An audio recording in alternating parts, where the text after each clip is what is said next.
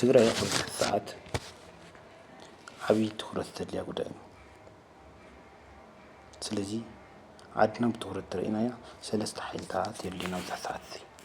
እቲ ሓደ ሓይሊ ዘላቒ ዝኾነ ፍልጠት የድልየና እቲ ካልኣይ ሓይሊ ዘላቒ ዝኾነ ኢኮኖሚ የድልየና ሳልሳይ ሓይሊ ዘላቒ ዝኾነ ዓርሰ ምክልኻል የድልየና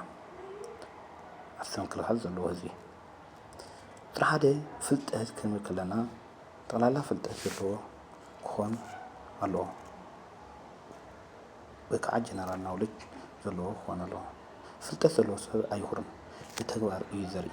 ንችግር ብብዙሕ መንገዲ ሶሉሽን የምፅእ ወይ ከዓ ይፈትሕ ፍልጠት ክንብል ከለኹ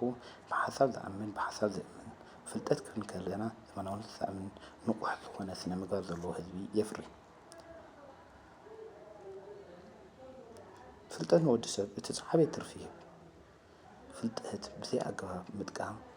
ማይ ኣብ ሓሸዋ ምቕማጥን ትርጉም የብሉን ስለዚ ኣብ ትግራይ ዝረአይ ዘሎ ፍልጠት ብዘይ ኣገባብ ምጥቃም ብዙሕ ነገር ይረአ ኣሎ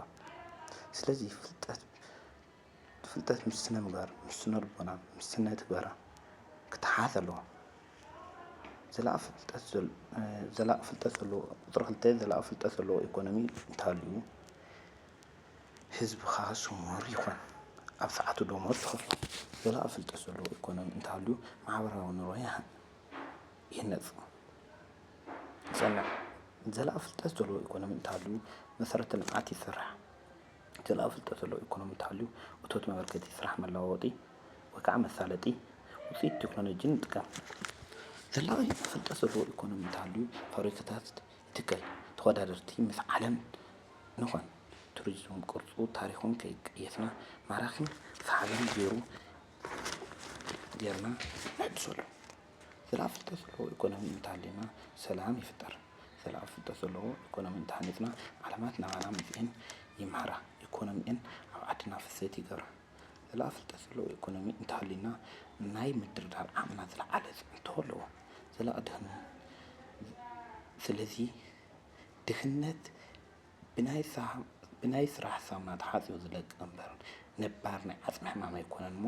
ናብ ስራሕ ንፈር ዘላቒ ፍልጠት ዘለዎ ኢኮኖሚ ክናሃንፅ ናብ ስራሕ ንፈር ዘላቒ ፍልጠት ዘለዎ ኢኮኖሚ እንተሃልዩ ሌባ ይጠፍእ ኮራፕሽን ይጠፍእ ኣድልዎ ይጠፍእ ትምህርቲ ሰላም ቅንዕና ይነግስ ሰብ ዘይናቶ ይደሊ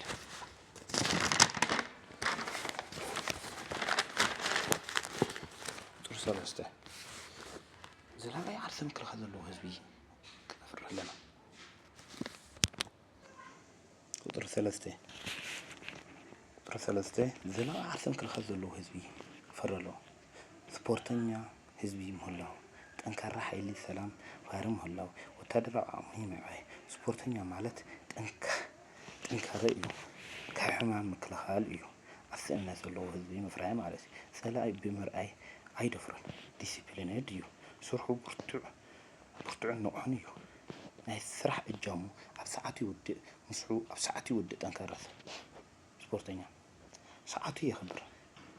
ብደገ ይኹን ብውሽጢ ክቡር እዩ ዓዱ ይኽብር ካልኦት ህዝብታት ይኽብር ዝመፀ እንተመፀ ብዲሲፕሊን ብዘይምፍራሕን ዓርሰ ምክልኻል ወይ ከዓ ብፍልጠት ዝኾነ ይኹን ይፍፅም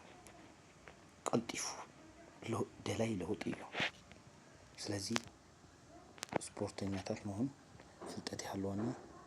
ዓርሰ ምክልኻል ይሃለወና ዘላቒ መፍትሒ ኢኮኖሚ ንፍጠር ናይ ስራሕ ሰብ ነኽብር